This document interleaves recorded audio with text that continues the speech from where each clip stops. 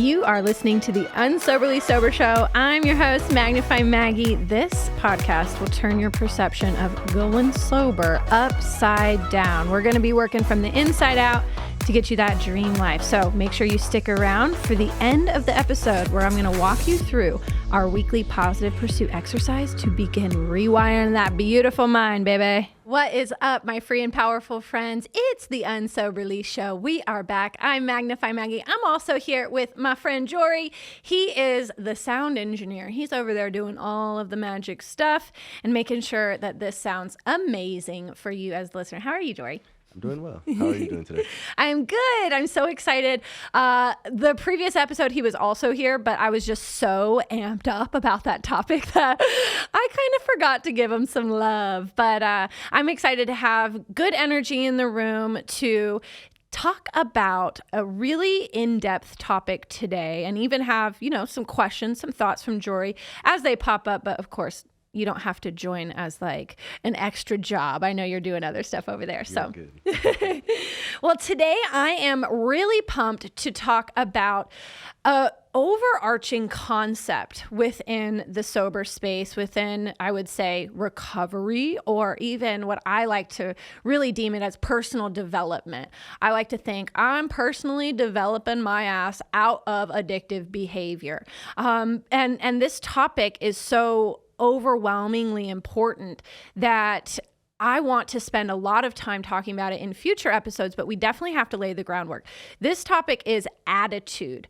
And within attitude, I want to frame it as this mind, body, soul connection. And really, that is the basis of how I work with clients, the basis of how I come up with these concepts to speak with you every week on, the concepts that I bring to the Magnify community and course space, because I have all of these experiences throughout my life where I can see that certain strategies, certain pieces of knowledge, they're only addressing one portion of that equation, only the body, only the mind or the intellect, or only the soul. And what I see being the best formula is understanding a way to embody all three of those or envelop all three of those into living your day-to-day life in an intentional manner. So again, you're building a life of your dreams that you're not escaping from. So this is what I see a lot of times in the sober space, traditional recovery. They're looking at very specific aspects like the body. So what are your genetics? Are you genetically predisposed to addiction? What is your DNA? What are the hereditary conditions? And those things. I even love, I love to know about the intellectual knowledge, the things like how alcohol affects your body, how alcohol affects these different aspects of your chemical balance, of your chemistry inside of you. But that's just one portion of the equation. That's just looking at the body, looking at the mind. Okay. Well, thinking about the brain chemistry again, that really falls under the body.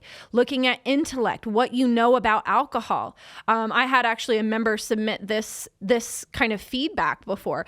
I knew all of these poor things about alcohol, but you can't appreciate the science behind the bad effects of drinking until you've taken the time off. Otherwise, you make excuses as to why they don't really apply to you. I was in denial. Once you feel better after a break, you can start to accept those facts are true for you too. And what I see happening is, all of this information overload about how alcohol affects your hormones, how you're going to feel anxious, how it's going to perpetuate the stress. All of this intellectual conscious knowledge that we still have this attitude like, that's not me. That couldn't be me. Look at all the fun that alcohol is bringing me. Look at all the joy alcohol is bringing me. So without looking at the other aspects, it's hard to understand that that is true for you. So now taking that from the body, the mind, and then the soul. This is where I really see the biggest area that needs to be emphasized, because traditional sobriety, I would say even just society in general, conditions us to look at ourselves as we're just physical beings. We just have this body. Here we are. We're programmed to look at what we can see physically and take that as fact. But our body is actually the smallest portion of us. We have our intellect again, and then we have our soul. That's what we are. We are soul. We are energy. We are spirit, gifted with intellect, living in a physical form, living in a physical body. And what I see happening is this outward in approach. Let's fix the body in hopes that it fixes the intellect, in hopes that it fixes the spirit or the soul. And that entire equation needs to be flipped upside down. I say we have to work from the upside down, the inside out. I actually get that from Bob Proctor, who's somebody that I would encourage everybody to study. So the upside down, inside out, the upside. So our highest form of us is our spirit, our energy. Think about who you are as a person. If something happened and you had to have your leg amputated, you would still be you. Your body, a piece of your body is missing, but you are still your spirit. You are still your soul. You are still your energy. You still have your intellect. Nobody can take that away from you. So your spirit is the highest form of you. Next up, your intellect. And that's usually the bridge between your soul and your body. Your intellect is going to dictate what you actually get your body involved in, where you take your body, what you do with your body on a day-to-day basis. Your soul is energy and who you are authentically. What I see addiction as is not a disease, also not a choice.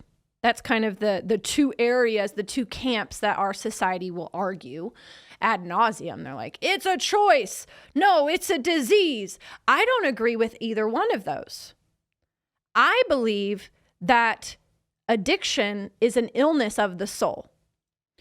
Our soul is not allowed to be expressed authentically because somewhere within our intellect, we believe that we are damaged.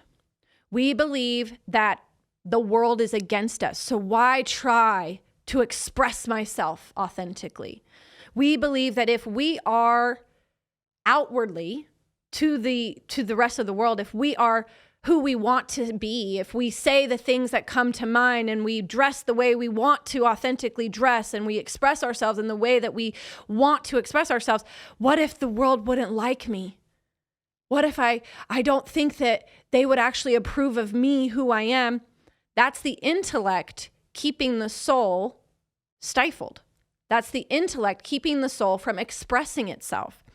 What is your soul? Your soul is energy. Your soul is your spirit. Energy wants to express. Energy is in constant search for greater expansion and louder, more authentic expression. What does that mean? You as a spiritual being, you will feel your best when you're going after authentic goals, when you're going after things that are authentic to you, when you have the courage and the confidence to say things that are authentic to you without having to be overly inhibited and careful with every word that crosses your lips and filter everything to make sure that you stay in good graces with people. Your soul doesn't want that. And if you're constantly living a life where you don't believe people would love you if you acted a certain way that was authentic to your spirit, your soul, then of course you're going to feel like drinking, right? We don't feel like drinking when, oh my gosh, I have so many exciting things going on and I love my life and everything is going right for me. That feeling is the side effect of actually doing the things that are authentic to you. The feeling of, I'm never going to be able to do anything. I'm never going to go after this goal because look at everything I've messed up. Your spirit is saying, no, push, do that thing, go out there and grab that new goal. But your intellect is saying, nope, you can't. Look at everything. Look at your past. Look at your history. You could never do that. Sit back down. And then your body starts to manifest this suppression of goals, the suppression of anxiety, of the fact that you're not going after things that you know would make you happy. The things that you know you would wake up excited for every day. Your intellect is telling you, sit down, don't do that. And so over time, your soul feels sick. You don't know who you are. You don't know what you want. The only thing you can think about then is, how do I escape this feeling of not knowing what I want? How do I escape this absence of a sense of direction? How do I escape this feeling of not letting my soul grow, not letting me as a human being expand into a greater version of myself? I'm always going to be stuck like this. And if we're stuck like that, if we perceive that through our intellect, our body's going to stay stuck, and it's actually going to manifest physiological issues like alcohol cravings. Our body is the instrument of the mind. A lot of times, traditional sobriety is only addressing the physiological alcohol cravings. What are you thinking about when you have a craving for alcohol? Well, I would say you're probably not thinking very good thoughts. You're not thinking about how well your life could go. You're actually possessing an attitude of futility. What's the point towards my life? I mentioned this overarching word of attitude being so important. In fact, Earl Nightingale called it the magic word. Where you see somebody getting great results in life, you know that they have a great attitude towards themselves and towards their goals, towards the things that they do every day, towards their past even. Being able to look at their past and say, that happened, but I'm not going to let it consume me. I'm actually going to draw lessons from it. Attitude is the mind-body connection that is going to be the determining factor for what you get out of life. If you have an interested attitude towards life, life will be interesting. If you have a boring attitude towards life, life without alcohol, you are going to experience that. That is what's going to show up. And so when we talk about this mind-body connection, understanding these physical manifestations, they even go further. When you are continually depressing yourself, pushing yourself down, your soul, your spirit, your energy, saying, I know that big dream, that goal that I have, I would love to do that, but I can't because I don't know how, and I mess everything up every time I try. Every time you depress that into your body, you're setting yourself up in a vibration that's called dis-ease. That's actually how disease was termed before. Back in the day, it was typed out, literally spelled DIS/ease. Dis-ease. Your body is in a state of dis-ease. So what does that mean? That your intellect is stuck in a place where you are suppressing and depressing your soul and your spirit. If you continually push those feelings down and never allow yourself to be the version of you that you want to be, your body is in that state of disease, which moves into a state of decay. Decay is where we see, obviously, a lot of physical, actual diseases.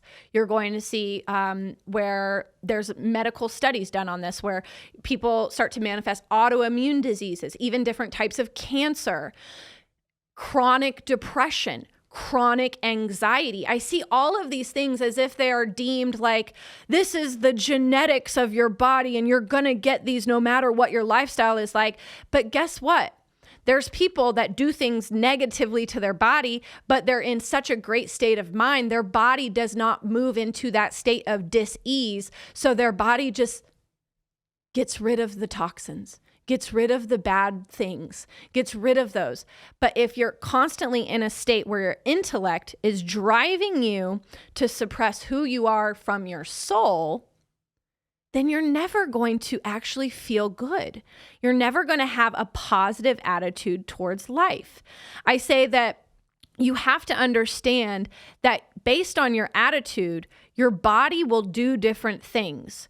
Based on your intellect and your mind connection, your intellect and your soul connection, how well you feel there, your body will actually have the energy to go out and do the different things that it takes to create that ideal life.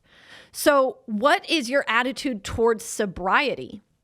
Again, last episode, I talked about how my attitude towards sobriety kept me from even experimenting with alcohol freedom for so long. I said, sobriety, it's got to be boring. It's got to mean that you're constantly still relating everything to alcohol. So I had to adjust my attitude. I actually had to redefine what sobriety meant for me. But then I had to, over time, experience things that proved to my intellect and proved to my soul and my spirit that there's more to life, so that my attitude adjusted. And now I get really great results no matter what, because my attitude is one of, I'm the type of person that loves life in alcohol freedom. Whereas my old attitude was, that must suck. That is something I could never do. So when we think about our attitude, any area of your life that you're not getting good results, what's your attitude towards that? What are you telling your soul through your intellect? If your goal or your attitude towards being a good parent, if your attitude is, I've been such a bad parent for, my kids are 10 and 12 now, 10 and 12 years, I've been a bad parent, I could never be a good parent. That attitude is going to lead you to embodying exactly what you don't want anymore. And I can see that have happened with my mom. She had messed up so much, she felt like she couldn't. She had the attitude of futility. What's the point of trying when I've already messed my kids up so much? There could have been so many positive things that could have happened. Of course, we can't go back. We can't turn back the hands of time. But looking back and drawing lessons from that, I can see that for my own attitude adjustments. Anytime that I'm like, oh, this is going to suck.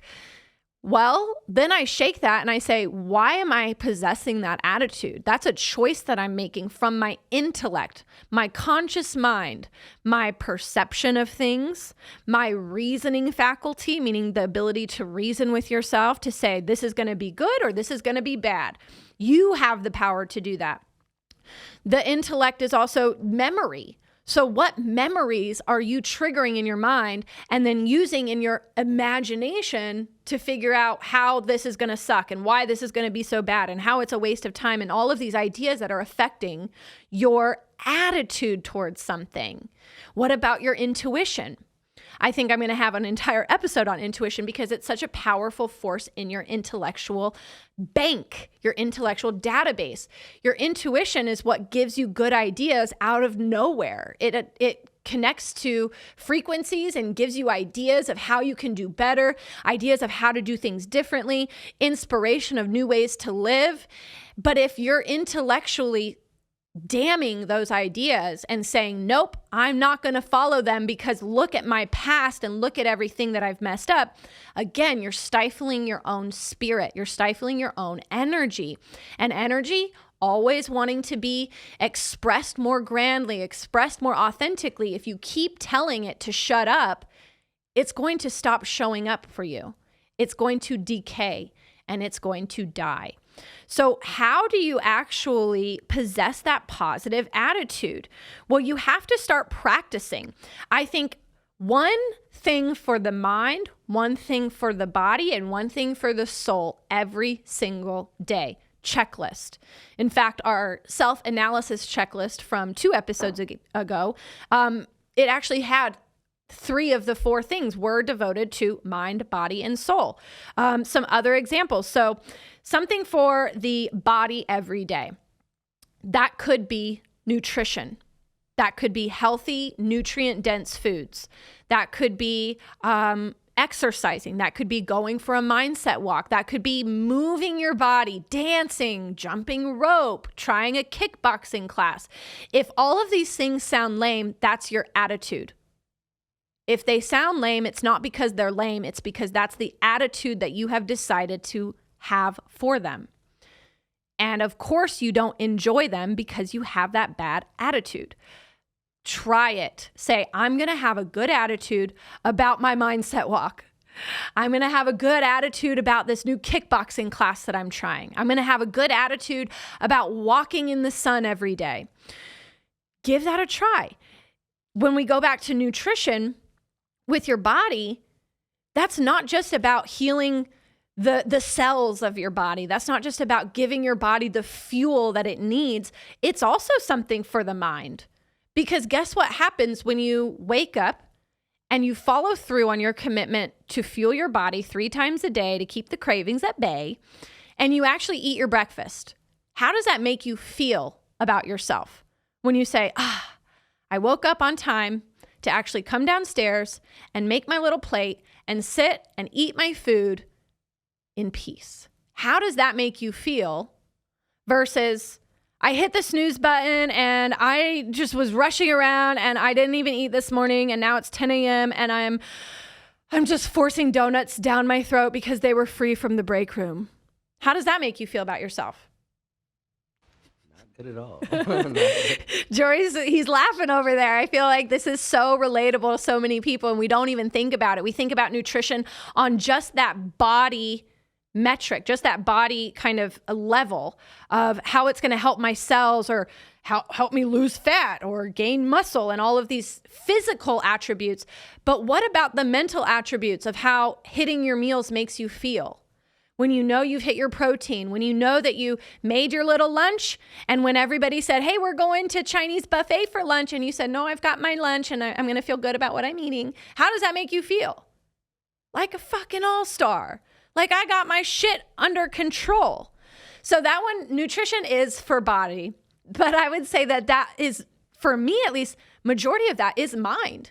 If I skip my meals and I don't eat anything all day and then I end up eating a bunch of junk food, I feel like a loser for a moment. And I have to positively talk to myself of like, hey, that was just one day. Let's keep moving. That says nothing about who you are permanently. You just lost track today. Tomorrow's a new day. So one thing for your body includes nutrition. One thing for your mind, we just covered it. It could also include nutrition. But when I'm talking about mind here, I am talking about intellect. Eventually, we're going to introduce more broad mind topics like the subconscious mind and how our subconscious mind is tied to the universe. And so mind and intellect actually start to separate there. But in this context, the mind, we're talking about your intellect. So for me, that means feeding my mind ideas that are on the same frequency of what I want to think every day. Where I see a lot of people going awry in this, even previous versions of myself, was I would listen to or read a lot of quit literature, quit lit. What was that doing to my mind? Reading stories about other people that were struggling with drinking. Most of the book would be their catastrophes with alcohol and the troubles that alcohol gave them. And then maybe like 1/3 of the book, maybe last quarter of the book is like, oh, the success story, woo.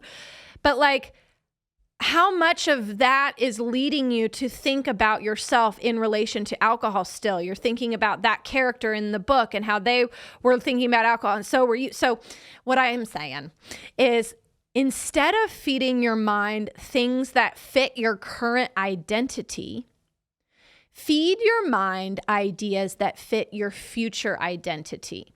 I mentioned that in 2020, one of the biggest factors that helped me along with my mindset was that I was going out into my garage gym and I was listening to Jocko Willink. Jocko Willink is an ex-Navy SEAL. He has written numerous books on leadership. His coined phrase, discipline equals freedom. I did not feel like I was a disciplined person.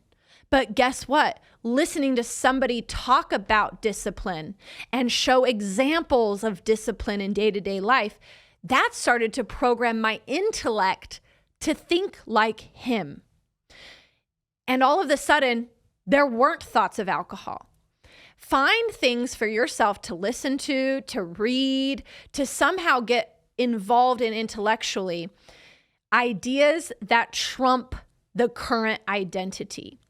So every day I listen to, I'm going to say my sources. This is like my little metaphorical, my metaphorical coach lineup that I have. I've got Jocko Willink. I'll listen to the Jocko podcast. I'll even just go onto his social media page, see what he's talking about that day. I will read things like there is Psycho-Cybernetics by Maxwell Maltz. I've mentioned that. That book I have on Audible. I listen to almost every day on my walk. That's something for my intellect, something to reprogram my thinking in ways that has nothing to do with alcohol. It's not a book about addiction or overcoming addiction. It's about self-image and who are you to you. And that gets me to think, who am I? What am I? I'm just this human on this earth. Woo! And it gets my ideas flowing. Next up, I've got, I will say this book is really fun, and it's a really great introductory kind of read or listen if you're just learning about a lot of mindset stuff. Jen Sincero wrote You Are a Badass, and she talks in depth about subconscious mind, beliefs, limiting beliefs, even some really great information about affirmations, how to use them. And if you get it on Audible, she's actually really funny. She's like just got a fun tone. She narrates it herself. That's somebody that I have in my starting lineup. I've also got Dr. Gabor Mate. I invested in a program, a graduate level program with him because I loved his ideas so much. And I knew part of the program was a vault of videos of his lectures. And guess what? Every night when I shower, I connect my phone to my Alexa Bluetooth and I say, play my videos from Gabor. And I listen as I'm showering, and that's programming my intellectual mind. Last person, I would say Bob Proctor. I've mentioned him today on this episode. I keep Bob Proctor on rotation, whether that's an Audible book, a YouTube lecture that I have playing while I'm cleaning. I find all of these ways to multitask programming my thoughts, my intellect. That was a long one, but we're coming down to probably the most important one that I would say is your soul. Find something to do every single day to connect with your soul. Your soul doesn't necessarily need help growing.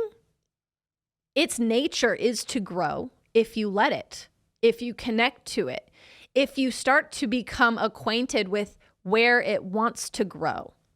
For example, a lot of my drinking behavior was perpetuated by going about manufactured goals. What does that mean? Well, when I was growing up, I was taught through my grandparents, my grandpa specifically, that I was going to grow up and I was going to be an Air Force pilot. And that was his goal for me. That was what he thought I should do with my life. And I said, okay, well, I want to make you happy. I had also a lot of limiting core beliefs that I was only as good as people thought of me.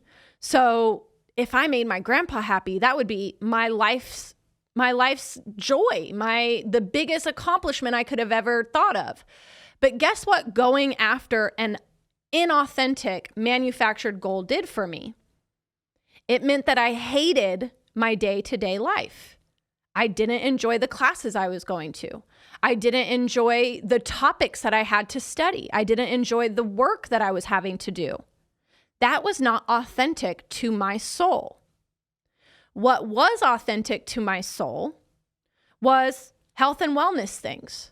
I loved working out. I loved the way the gym made me feel, and it was my soul expressing itself when it gave me this idea through my intellect of like, you have found something that worked against all the odds that you'd ever been conditioned to believe. You found something that worked, and now you need to go tell the world about it. That's my authentic goal. But I had to connect to my soul and my spirit and trust it to let it grow into that being, let it grow into that expression of me. So authentic versus manufactured goals. Connect with your soul to understand what that is. I will say a lot of people, when they remove alcohol from their life and they're doing this personal development work, they find out that they are living a life full of manufactured goals. I'm realizing that I don't like my job as much as I thought. I'm realizing that my friend group, it's full of complainers and I don't actually have anything in common with them except for the fact that we drink and we talk about drinking. Or I actually realized that basically everything about my life, where I live, what I do, it's not something that I want. Wouldn't it make sense if all of those things were true, that you used alcohol to cope with the fact that you don't like your life? That your life has turned out in a way that you don't feel is authentic to you? So do something to help you connect and get to know what you want in this world. Because just like imagination, we often dwell on what we don't want instead of what we do want.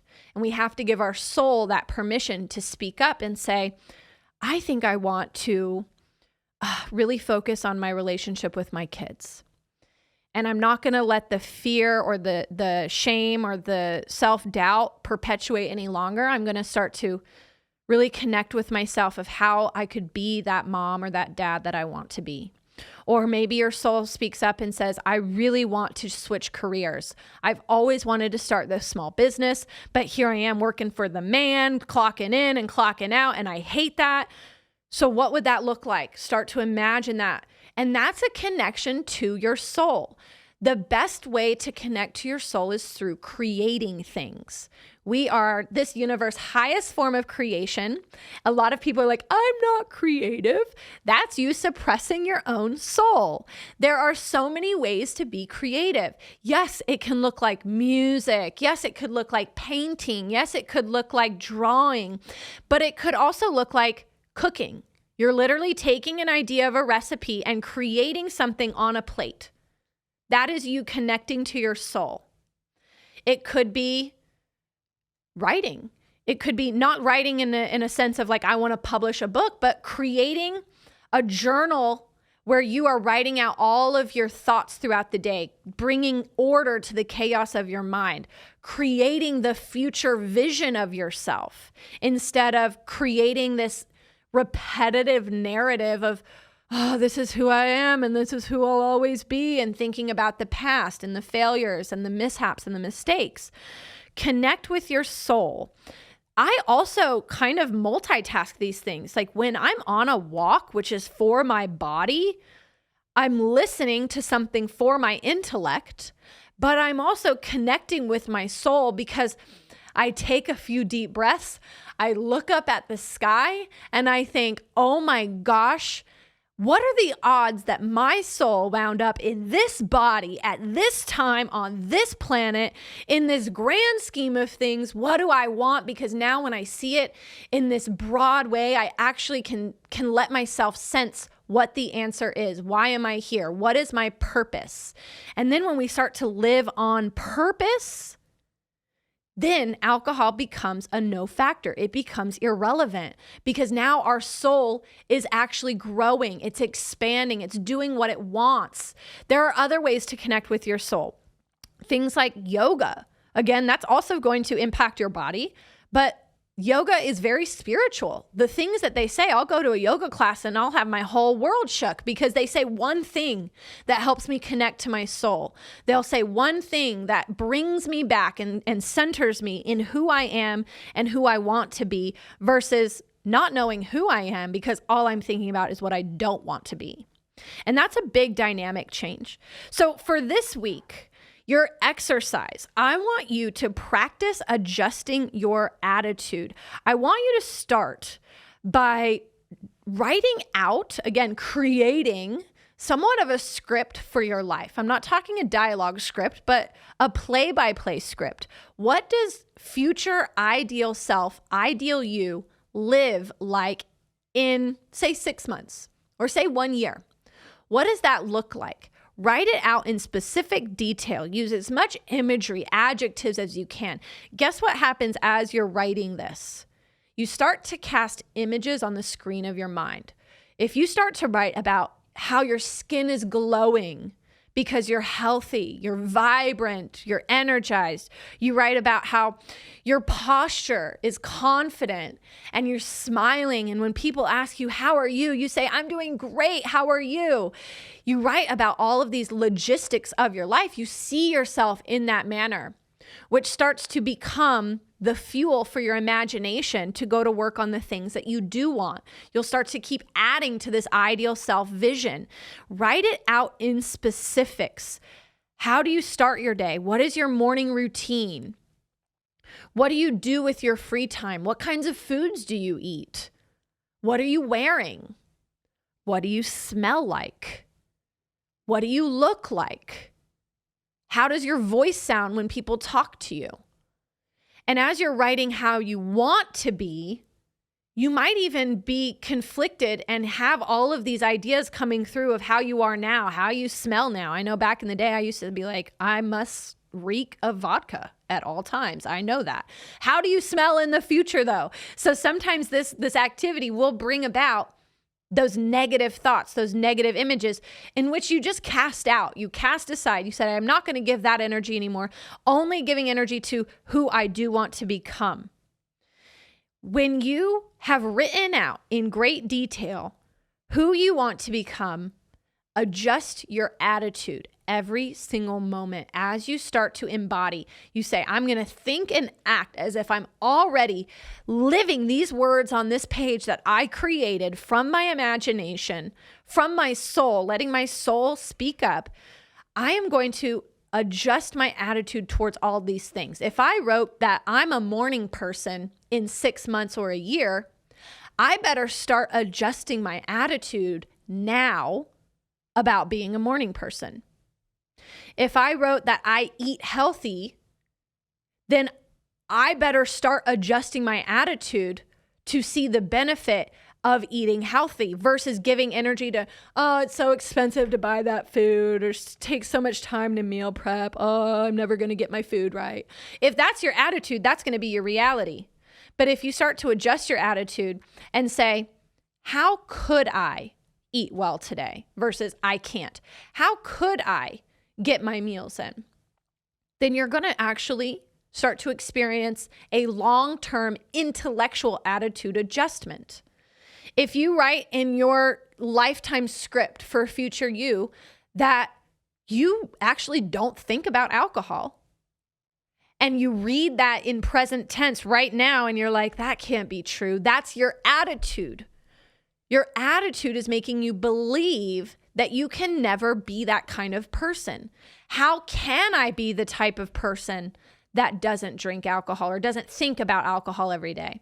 Well, my mind, when I asked that question, it said, well, you must be doing a lot of really fun things instead. You must be keeping your mind occupied in the best way so that it's not going back to that old pattern. Okay, what are those great things that I'm doing every day that are keeping my mind occupied? Then I would journal about that. What do you know? Here we are. Magnify is a real living entity, and here I am podcasting. These were all things that I thought about as ways to let my soul expand versus letting it diminish in the presence of addictive thinking, of the disease model or the choice model, whatever that was. So as you're adjusting your attitude, understand that the attitude is causing you to act or not act. So when you are stuck in this analysis paralysis of how do I become this person that I wrote this script out to be, understand your attitude a lot of times is going to say, I can't do that. I can't do this. I can't do that. But ask, how can I? And watch your mind bring the ideas forward. That is the function of your mind, to act spontaneously according to present need. So if you open up this space to be filled by an answer, you say, how can I get my walk done tomorrow? How can I feel good about eating? How can I love going to the gym? How can I enjoy going to a party without alcohol? Your mind will bring you those aha moments in the moments that you need it. I want to kind of end on, I know I usually end with the exercise, but I want to end with a little visualization of how attitude really is such a mind-body connection. If you can think about that topic that I just said, how can I go to a party and have fun without alcohol? That's typically coming from the attitude perspective of going out and socializing could never be fun without alcohol, right? So if I went into a social gathering thinking, this is going to be lame, I'm probably going to be lame because I don't have my liquid courage, I don't have my social lubricant, how would that attitude show up in my intellect, but also in my body language? And for those of you just listening, not watching, you'll see I'm kind of crossing my arms. I'm kind of embodying this like hang dog look on my face. If I go into something thinking it's going to suck, isn't my body going to show that? And I'm going to be kind of sitting in the corner. Oh, this sucks. Man. Your mind literally does not allow you to have fun because you've already decided to embrace the attitude that this is going to suck. Now, what would people at this party think if I'm hang dog expression and I'm just kind of isolating? Jory, what would you say to me if I'm at a party and I'm like this over in the corner not having any fun? Definitely antisocial. Yeah? Yeah. I'm antisocial. Mhm. Now, if you were a drinker, would you think I need a drink to loosen up? Absolutely. Yes. I've been there. Yeah? Definitely. I've Like there. been the person that was, I might not drink too much tonight, and then next thing I know, I'm awkward with no drink in my hand, and I feel some type of way about that, you know? yes. And so you actually create that reality for yourself. And then other people who don't know that you've decided to try to go sober, they're just living in their own reality. Their habit is, I see this person that's not having fun. Maybe they just need a drink. So now I'm not only embodying this poor attitude towards the situation, but I'm actually attracting people to come up to me and have this conversation that I've been fearing all day long. What am I going to say when somebody asks me if I want a drink? How am I going to handle that? And then if you're in that hangdog attitude, isn't it going to sound really great to have that drink to lighten up? It's wild, you guys. This is how your attitude is the mind-body connection. Other people can feel it and can read it through your body, and they will respond to your attitude in like energy. So I want to flip the script. Now, what if I walked into a party and I have been visualizing all day that I'm going to be at this party and I'm going to have my Diet Coke, which is going to taste really good. And I'm going to have some desserts because, hey, I get more calories now that I'm not drinking 3,000 liquid calories from cocktails. And I'm going to talk to people and I'm going to play games. And if I get caught up in a conversation where I don't know what to say, I'm just going to ask people about themselves because people like to talk about themselves. What if I went into the party with that attitude? What kind of body language do you think I would have? Yeah, you definitely have better body language. Yeah. A little bit more free and you know. Mm-hmm. Kind of like shoulders back, more confident. You would almost have some magnetic energy going on because when a human sees another human smiling, laughing, enjoying themselves, the other humans can feel that and they're drawn to it. So if I'm just at a party and my attitude is, alcohol, I'm having a great time because I'm focusing on the conversation and the desserts and the just the fun, the games, the things here, the memories that I'm creating. People are going to come up to me, and whether or not I'm drinking alcohol, they're probably not even going to notice. They're not even going to ask. And if they do, it's probably just their own habit of talking about alcohol, talking about drinking. It's kind of like this icebreaker that we have of like, hey, good to see you today. What are you having to drink here? And what did you do last week? And I went out drinking. And it's just this thing of society that people talk about. That doesn't mean that they're inferring anything about you, especially if you have this positive attitude, this positive energy. They're going to feel that. And they're not going to be like wondering what's in your glass. They're going to be wondering how you feel so good. They're going to be wondering, what are you doing in your life? They're going to be wondering, how do you spend your time? They're going to wonder, can we go out for coffee sometime? Because I just like you so much and I just feel so good around you.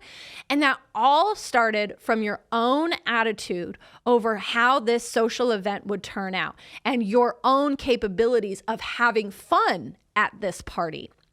If you think something is going to suck, it will. And then everybody around you is going to be uncomfortable because they can sense that you think it sucks. And those helpers in the audience around you are going to come try to help you. And unfortunately, I would say not unfortunately, admittedly, a lot of times that help comes in form of habitual drink offering. That's nothing to do with you. They are trying to make you feel better.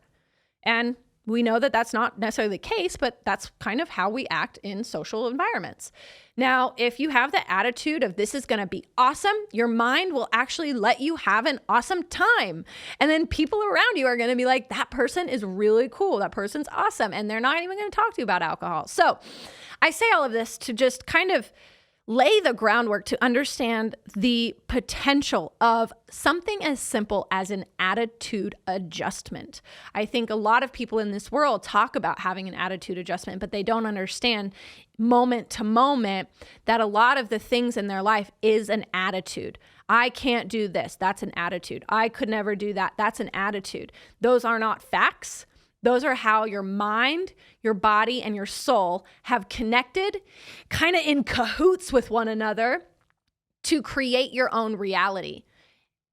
But the beauty within that is that when you understand that you are creating your own reality through your attitude, you can recreate it through a new attitude. And you hold that key. You hold the key for that big door that is swung by small hinges. And again, attitude itself could be those small hinges, the beliefs, the visions, the ideas that you hold, the things that you expect from parties or functions, networking mixers, cocktail nights. Go to the cocktail night, tell yourself you're going to have a fantastic time drinking your diet soda, your mocktail, and you're going to go home, you're going to sleep great, you're going to wake up feeling amazing tomorrow. That's the expectation, that's the attitude, and your reality will mirror that. So until next time, remember this week's exercise is adjusting your attitude and looking at these 3 things to do each day, something for your mind, your body, and your soul. And along the way, if you have this, that would be stupid, that little mindset walk for my body or for my intellect or for my soul, however you want to classify it. If I have this attitude, that's going to suck, then of course it's going to suck. So work on adjusting that attitude and saying, how can I feel good about this? And watch your mind patch in those blank spaces. Nature abhors a vacuum. So, all right, guys, in closing, until next week, I've had so much fun. Remember, use these tools, use these thought tools, these attitude adjustments. In the grand scheme of things, they will help you think differently, to drink differently, or never again, because it all goes down in the mind. All right, signing out, Magnify Maggie. Have a great week. It means the entire world to me that you have been here with me, letting me share my experiences and hopefully helping open your eyes to a bright, beautiful life ahead of you as well. So if you are loving this show, please, please, please subscribe, like, comment, and especially share this with somebody that might be in need. Please help get the word out. Word of mouth is so important. And I know that you're somebody special who can help me in this mission for thinking differently in order to drink differently or never again. Make sure you reach out if you have any questions you want discussed on the podcast. I'm here for it. So I'll talk to you soon. Signing out, Magnify Maggie.